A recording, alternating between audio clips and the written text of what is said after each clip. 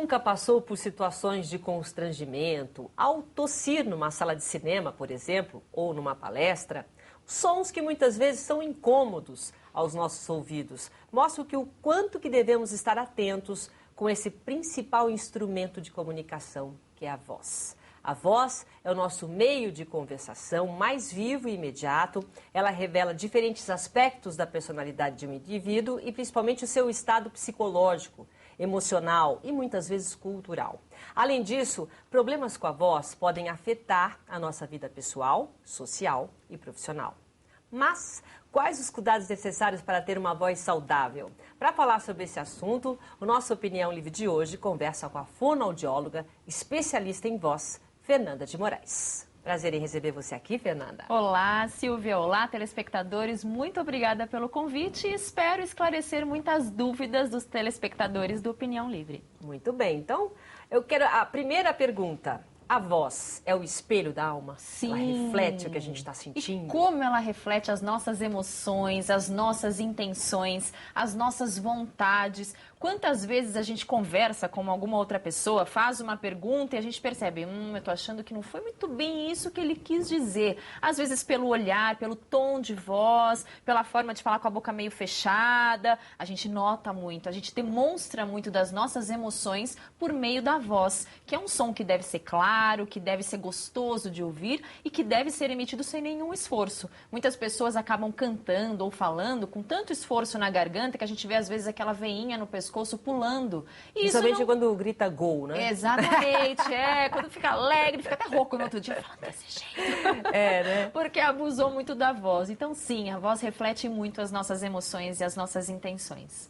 Muitas vezes você conversa com alguém que você conversa todos os dias, aí você fala, hoje você está com a voz diferente, aconteceu alguma coisa? É assim, né? Um dia você está com uma voz feliz, outro dia que você está com uma voz um pouco mais triste ou uma voz preocupada. É exatamente o que você está sentindo, então a voz diz, no sentido de tom, né, de sonoridade, a emoção que a pessoa está sentindo no momento. Exatamente, principalmente ao telefone. Quando a gente tem que voz intimidade, é essa? Não adianta falar, não tenho nada, acordei bem hoje, mas a voz acaba denunciando que tem alguma coisa errada.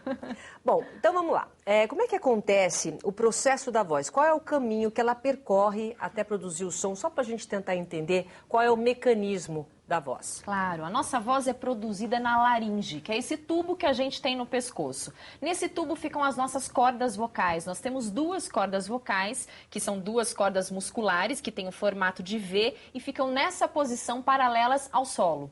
Quando a gente fala por um comando cerebral, essas cordas vibram pelo ar que quer sair dos pulmões. E essa pressão é tão forte que faz com que essa vibração seja muito rápida e produza o som que chega ao ambiente. Quando a gente está em silêncio, como você agora me escutando, as nossas cordas vocais ficam abertas para o ar passar. Então, por um comando cerebral, elas se fecham, criam um bloqueio para a passagem do ar, só que essa pressão é tão forte que faz com que elas vibrem, produzindo um som bem baixinho, assim, bzzz, e esse som é amplificado nas nossas caixas de ressonância. Nós temos alto-falantes naturais que projetam a nossa voz no espaço, por isso que cada um tem uma voz diferente. É como se fosse a nossa impressão digital. É verdade? Cada um tem diferente? Exatamente. Por mais parecida que seja, às vezes a voz da mãe com a filha, o pai com o filho, às vezes as pessoas confundem. Não sei se era o irmão ou se era o outro, porque a voz é muito parecida. Mas se a gente usar um software de análise acústica para ver as ondas sonoras, a gente vai ver que é diferente. Cada um tem uma voz que é a sua,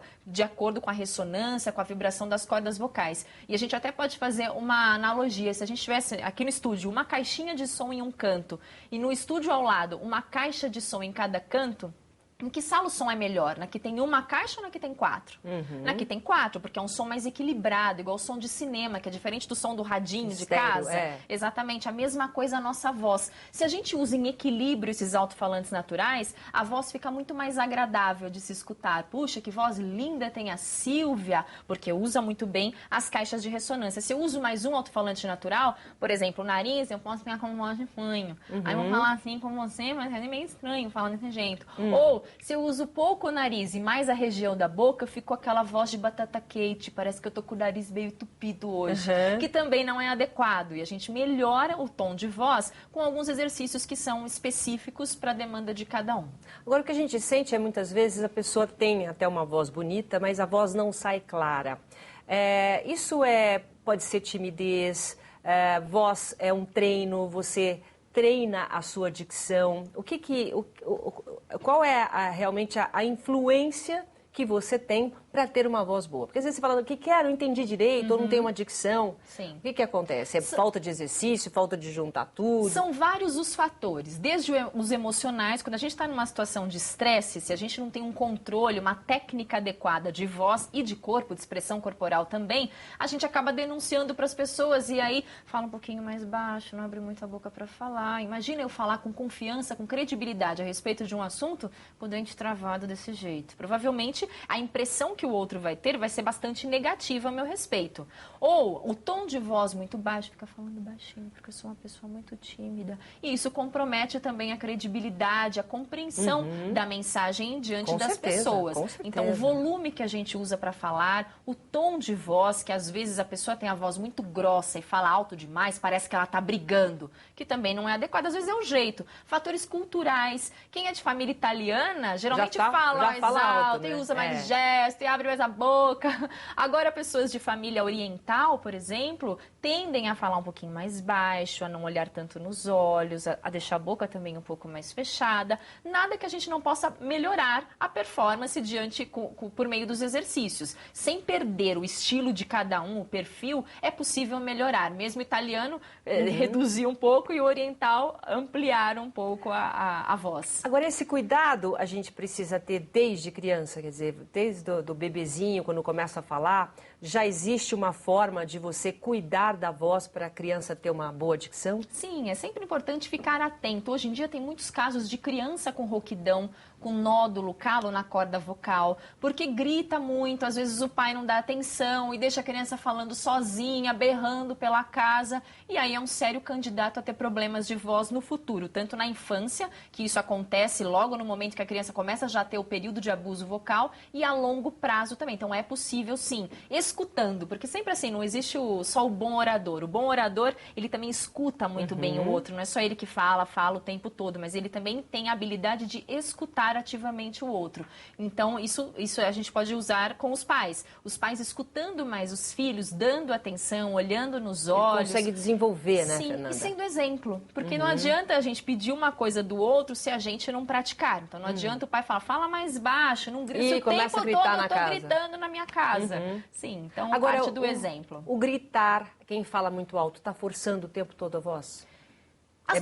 As pessoas têm resistências diferentes de voz. Tem gente que assiste o jogo de futebol, grita, berra no estádio, no outro dia tá com a voz perfeita, sem nenhum tipo de alteração. Já outras pessoas dão um gritinho e já fica com a voz falhando, cansado. Ela nem conversa comigo que eu falei muito hoje, tô muito cansado. Depende muito da resistência de cada um. É claro que, num geral, o ideal é que a gente não grite, mas que a gente projete a nossa voz. Quando a gente fala em projetar, é usar a técnica adequada para isso, com uma boa dicção, com volume que seja adequado e que seja também de acordo com o ambiente. Se eu estou num ambiente pequeno, com poucas pessoas, eu não preciso falar tão alto. Se eu estou num ambiente que é grande, com muitas pessoas, eu vou ter que projetar um pouco mais a minha voz, mas sempre de forma natural, sem nenhum tipo de tensão, principalmente na região cervical, para que eu não tenha um problema posterior. Geralmente, por exemplo, você vai numa balada, né? Então, a tendência, por conta do som, né, que está um pouco alto, a tendência é você tentar falar e se ouvir. Sim. Então, você acaba levantando o tom de voz. Essa resistência que você fala, depende da resistência da pessoa, é o quê? É como, por exemplo, quem pratica esporte, quem não pratica esporte, então você consegue correr uma maratona, você está preparado. Você consegue gritar e não ter problema no dia seguinte porque a tua voz está preparada? Sim. Você pode preparar a voz? Sim, a gente pode. Aqui a gente tem músculos, cartilagens do mesmo jeito que no corpo todo. Então, pensando num atleta, um jogador de futebol, antes de entrar em campo, o que ele faz? Ele alonga, aquece a musculatura para quê? Para melhorar a performance dele, para evitar lesões, e a mesma coisa nós, profissionais da voz. Hoje em dia, a gente tem uma estatística de, em média, 80% das profissões tem um uso grande de voz, um uso profissional da voz. Então, é importante ter um cuidado especial, que são os exercícios de aquecimento de voz. Existem exercícios que alongam, que aquecem essa musculatura e preparam a nossa voz para o dia a dia profissional. Porque a voz que a gente usa profissionalmente não é a mesma voz que a gente usa em casa, no jantar com a família. Quando a gente está em casa, a gente está mais à vontade. Você coloca um tom de voz a mais, né? A postura é outra. Agora, numa situação profissional, a gente tem cuidado com a dicção, com a pronúncia, com os plurais, com a forma como a voz vai sair. É diferente. Então, existe um ajuste muscular diferenciado e daí a importância da gente preparar essa musculatura antes por meio de exercícios, que são os de aquecimento vocal. Qual é a importância da comunicação, né? Quando você está nós estamos falando de se comunicar com as pessoas que estão trabalhando, estão perto de você, mas dependendo da forma como a pessoa é, a comunicação social para o trabalho dela, qual que é a importância? Fundamental. Afinal, a gente fala o tempo todo com os nossos colegas, seja um jantar, um happy hour da empresa, o tempo todo a gente se comunica. E a voz tem uma interferência que é total nessa situação, porque não basta eu ter uma boa ideia, ter um bom assunto para conversar com o meu colega, se eu não transmitir com o meu corpo e com a minha voz essa mesma veracidade, transmitir a credibilidade de acordo com as palavras que eu escolhi. Agora, a voz envelhece também? Sim. Porque vai passando o tempo, vai tudo envelhecendo. A voz também envelhece, as nossas cordas vocais? A voz também envelhece. Assim como toda a musculatura do corpo, que tende a ficar mais flácida, o mesmo acontece com as cordas vocais que ficam mais arqueadas. Mas uma boa notícia é que se a gente tem uma boa prática da voz, com exercícios de voz, canto com técnica, não aquele canto que a gente fica no chuveiro às vezes, gritando, não tanto. Mas que se a gente tiver uma boa prática de voz, a gente chega na melhor idade, na terceira idade, com uma voz jovem, não com aquela voz de velhinho que fica tremendo. E um ótimo exemplo, Silvia, é a Bibi Ferreira. Se a gente escutar a voz sem visualizar, é uma coisa maravilhosa. Uma voz jovem, jamais a gente diz que ela tem a idade que tem. É verdade. Porque tem uma técnica, então é possível. A voz envelhece, mas é possível ter boas práticas durante a vida para que ela fique jovem mesmo na terceira idade. Agora, tem problema, por exemplo, de quem fuma tem uma voz diferente, problema de rouquidão e, às vezes, muitos remédios podem causar esse tipo de lesão, né? Sim, com relação ao cigarro, a fumaça quente, agressiva, passa direto na corda vocal. Então imagina aquela fumaça quente na corda vocal, que é branquinha, que é transparente, fininha, ela fica inchada, fica com edema. Por isso que a voz fica mais grave, mais grossa. A gente ouve, principalmente vozes de mulheres. Já sabe que é voz de fumante. Acho que ela fuma, tem uma voz que é diferente das outras vozes femininas. No homem já não é tão aparente, porque o homem já tem a voz grave. O principal prejuízo é desenvolver um câncer de corda vocal, de garganta, uma série de outros problemas que são muito sérios. Com relação ao mau uso da voz, a importância da gente ter cuidados como não ficar pigarreando o tempo todo. E depois a gente vai falar um pouquinho sobre alguns alimentos que provocam esse pigarro, essa má prática que deixa a nossa voz a longo prazo com algum tipo de lesão. Então é fundamental que a gente tenha esses cuidados importantes com a voz. Muito bem, então, no próximo bloco, nós vamos saber tudo que a gente precisa fazer para ter uma voz sempre muito bem cuidada, tá bom? Um instante só, a gente já volta.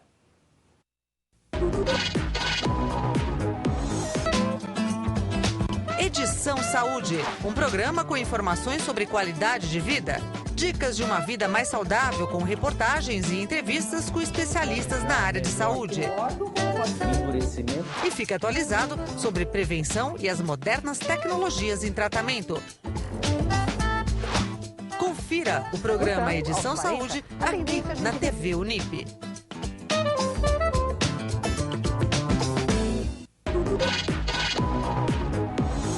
Estamos de volta e o nosso Opinião Livre de hoje está conversando com a fonoaudióloga, especialista em voz, Fernanda de Moraes. E agora, neste bloco, nós vamos saber o que é preciso fazer para ter uma voz jovem e sempre muito bem cuidada.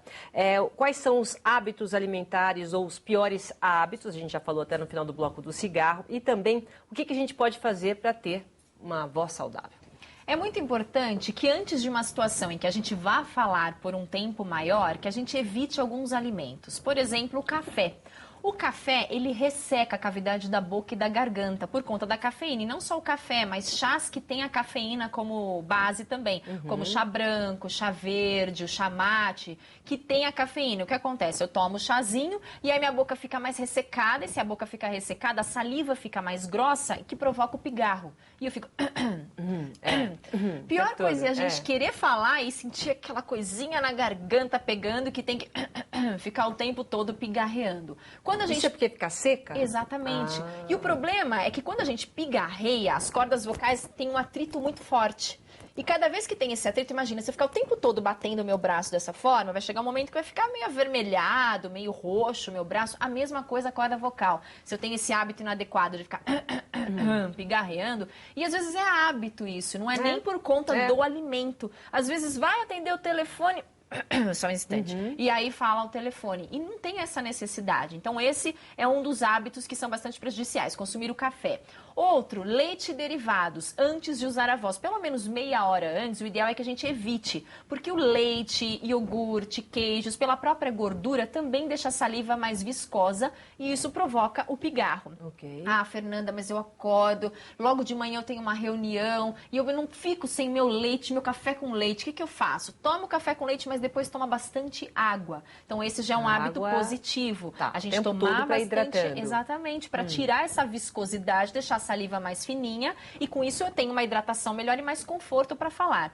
Quanto de água por dia? Ao redor de 2 litros, mas quem fica exposto ao ar-condicionado é importante até tomar um pouco mais, já que o ar-condicionado retira a umidade do ar. Outro cuidado importante, além de consumir água, é uma outra forma de hidratação que é até melhor do que tomar água. Já ouviu essa, Silvia? Não. Que é a inalação. A inalação que criança faz de colocar a máscara e ficar aspirando o vapor da água, o vapor do soro fisiológico. Por que é mais indicado até do que a água? Porque o vapor úmido vai direto para a corda vocal. E Mas isso antes ou depois? Antes. Você tá falando Antes, depois também é interessante. Deve chegar em casa para relaxar, pra dar uma relaxada. sim, é importante depois. Mas antes, o efeito é imediato na voz. Tanto que muitos cantores hoje em dia, às vezes 1 hora antes dos shows, antes de fazer exercício para aquecer a voz, fazem inalação. Tem vários vídeos aí, várias pessoas famosas que costumam, e realmente é comprovado por meio de pesquisas que tem uma eficácia muito grande quando a gente faz a inalação, já que essa hidratação é direta na corda vocal. Outro hábito positivo é comer maçã. Todo mundo fala, mas será que é verdade mesmo a maçã? Mas bastante, uma vez por dia, 2 vezes por dia, ou quando vai usar a voz? O ideal é quando você vai usar a voz, porque na casca da maçã tem uma enzima chamada pectina, e a pectina ajuda a limpar a cavidade da boca e da garganta. Então essa sensação de pigarro, quando a gente consome a maçã, e por ser uma fruta aquosa também, além de limpar a cavidade da boca, hidrata essa região e a gente fala com mais conforto. Então super indicado a maçã. Por exemplo, para mim, né, quando eu tenho que apresentar um jornal, ou então com um palestrante também, antes de usar aquele tom de voz diferente, comer uma maçã. Evitar alimentos pesados e condimentados. Imagina uma feijoada e sentar aqui na bancada para apresentar o programa. Provavelmente não vai dar para respirar muito bem, porque a barriga, né, tá lá fazendo a digestão, então o sangue fica concentrado nessa região, a gente fica com mais moleza, a dicção também já não fica mais tão clara, porque já vai dá enrolando, aquela né? preguicinha. Se beber um pouquinho então, né? Pior ainda. Então, alimentos leves antes de falar, prática de exercícios, então exercícios aeróbicos, caminhada, o trote, aí, a no corrida. caso, exercício é geral, né? Sim, você tem que fazer para tudo, até para voz, até né? para voz, melhora o nosso condicionamento físico, a gente já não vai... Porque falar também tem um gasto energético grande, então eu falo e não me sinto cansada. É importante para ter uma boa postura corporal também, já que a postura interfere demais na voz. Tem algumas pessoas que falam o tempo todo com a cabeça para o lado, porque eu sou muito meiga, sabe, Silvia? Então eu sempre falo com a cabeça para o lado. Ou fica com o telefone pendurado aqui enquanto digita lá no computador. E essa posição, essa postura é bastante inadequada, porque a gente usa mais uma corda vocal do que a outra. Então tem uma sobrecarga. Já tem um desequilíbrio aí. Exatamente, do outro não. É como se eu fizesse musculação com um braço só. Vou desenvolver um braço, ele vai se cansar mais e o outro vai ficar flácido. Então é importante ter uma boa postura até para falar. Esses são os principais hábitos positivos e negativos com relação à voz. Em relação, por exemplo, a você melhorar a dicção, quer dizer, uma pessoa que quer melhorar, sabe que precisa melhorar a forma de falar, está, às vezes, muito tímido, né? A dicção, você articular, qual é a importância e como é que a gente faz? A importância é muito grande e a nossa dicção diz muito da gente, muito da nossa personalidade. Se eu falo o tempo todo com você assim, qual a impressão que você vai ter? Ou que eu tô meio cansado, que eu tô meio de saco cheio de conversar hoje, ou tô com uma dor de dente horrorosa também, por isso eu não abro a boca. Já se eu faço o contrário, que é exagerar na hora de falar, você vai falar assim, nossa, como essa fono aí, a Fernanda é metida. Porque abre muito a boca. Então, o equilíbrio. Eu nem abro demais, mas também não falo com a boca travada. E o som fica mais claro. E até interessante da gente deixar um exercício para os telespectadores. Então tá bom. A gente pode falar as vogais exagerando. Sempre no exercício a gente exagera, mas na hora de falar a gente encontra o equilíbrio. O exercício é só para soltar mais essa musculatura. Então, por exemplo, a vogal A, a gente abre bastante a boca. A. No E, fecha um pouquinho. E. No E, fecha mais um pouquinho. E. No I, vogal sorriso. I. O bico grande. O bico menor. O. E U menor ainda. U. E depois a sequência toda. A, E, I, O, U. E falar algumas palavras exagerando, para melhorar a dicção. Sempre ficar atento aos plurais. Que a gente não vai, os R's finais, a gente não vai fazer, vai comer, vai trazer para você. Nós vamos trazer, nós vamos comer. É importante aparecer esse R. A palavra, né? Sim. Engolir. E as pessoas acabam fazendo uma leitura a nosso respeito pelo jeito como a gente fala. Ah, fulano pode ser especialista no assunto, expert naquilo, mas se na hora de falar fica, porque a gente vamos, nós vai, ou vamos fazer isso, já perde toda a credibilidade. Então é importante a gente ter esse cuidado com a pronúncia, com a dicção. É possível mudar o sotaque? Você, Sim. como fonoaudióloga, ele fala caipira, entendeu? Eu brinco, eu trabalho na Bandeirantes com o Neto. Eu falo, Neto, você não vai mudar, não. Essa é minha personalidade, né? Aquela coisa. Já ficou a marca dele. Já fica a marca, então já não força. Mas se quiser mudar, é possível? É possível. É possível mudar o sotaque, seja de qual região for, suavizar. É claro que em toda região do Brasil existe um sotaque. Mesmo para os paulistas, paulistanos, existe um sotaque. Porém, dá pra gente neutralizar para que não chame mais a atenção. O ruim do sotaque é quando isso distrai o seu ouvinte. A pessoa passa a notar, olha que ele falou daquele jeito, olha como ele fala assim. Quando a pessoa passa a notar mais o sotaque do que o conteúdo, do que a ideia. Fora. Exatamente. Então, são esses cuidados. Tudo que é ruído, a gente suaviza para que, sem perder, é claro que não é todo mundo que quer eliminar o sotaque. Tem uns que querem só suavizar para que não tenha esse prejuízo para a profissão, por exemplo. É possível, sim, por meio de exercícios, acompanhamentos com fonoaudiólogo. E no sentido de fortalecimento, a gente falou de dicção, para ter realmente essa resistência que você fala, dá para saber um pouquinho como é que faz? Claro, eu vou mostrar para os telespectadores alguns exercícios de aquecimento vocal. Então, o primeiro, é claro que assim, o ideal, Silvia, é que cada pessoa tenha a sua listinha de exercícios customizada para aquilo que precisa. Tem gente que precisa projetar mais a voz, outro precisa falar mais baixo, outro tem que ampliar a dicção, outro fala com a voz fina demais e não transmite credibilidade. Então, cada um tem uma demanda. Mas o Anderson Silva precisava, né? E dá para mudar a voz dele. Dá? Pergunta isso, dá. Mas acho que ele não vai mudar mais, não. Decepção, quando ele começa a falar, nossa, a gente esperava que fosse um vozeirão, não é? Mas acho que ele também já é a marca, não vale a pena pra ele ficar com um vozeirão grave. Mas é possível mudar. E os exercícios que eu vou mostrar agora, eles são mais universais, eles melhoram a voz de qualquer pessoa de acordo com a demanda. O primeiro é a técnica de vibração de língua, que é o mais conhecido, em que a gente inspira e faz esse som. Esse é bem... até acabar o ar. A gente tem uma variável dele, que é para trabalhar grave e agudo na voz, que já que a gente usa ênfases para o grave e ênfases para o agudo, é importante também trabalhar essa musculatura, que é o...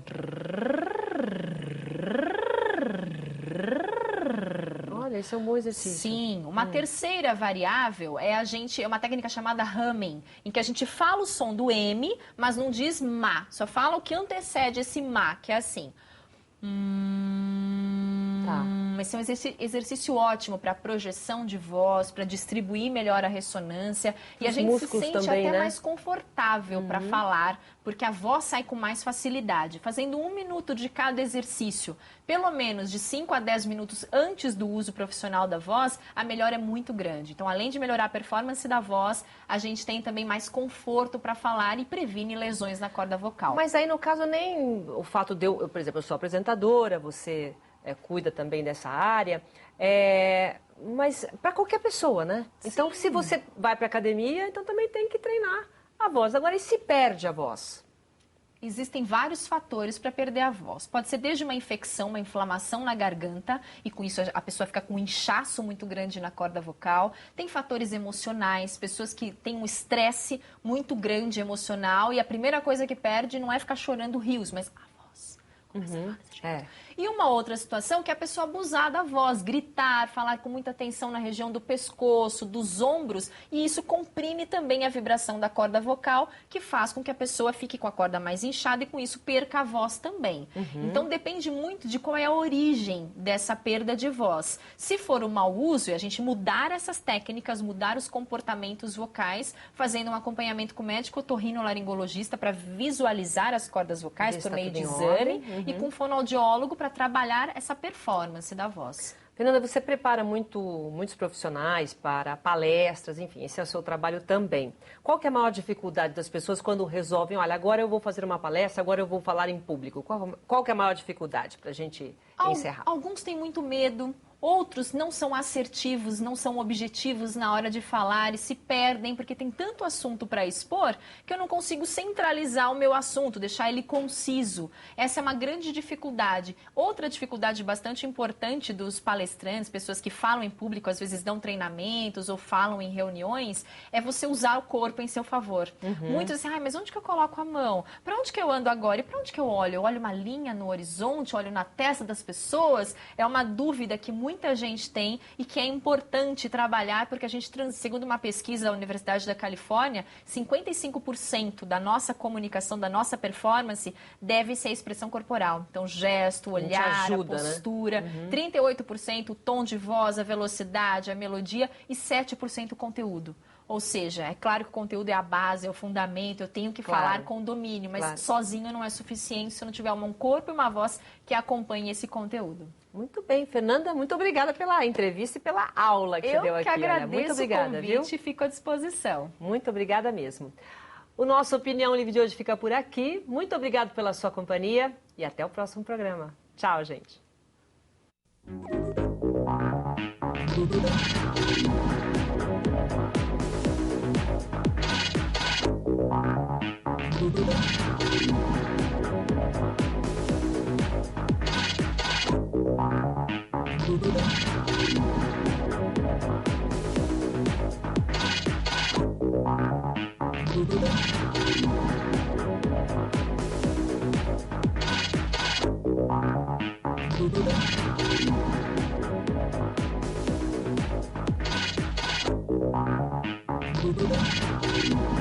Informações sobre uma vida mais saudável e com qualidade de vida você encontra aqui na TV Unip.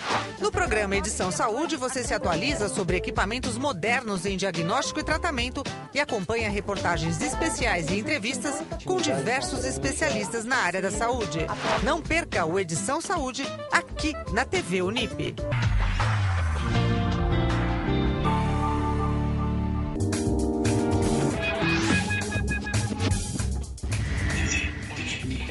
Thank you.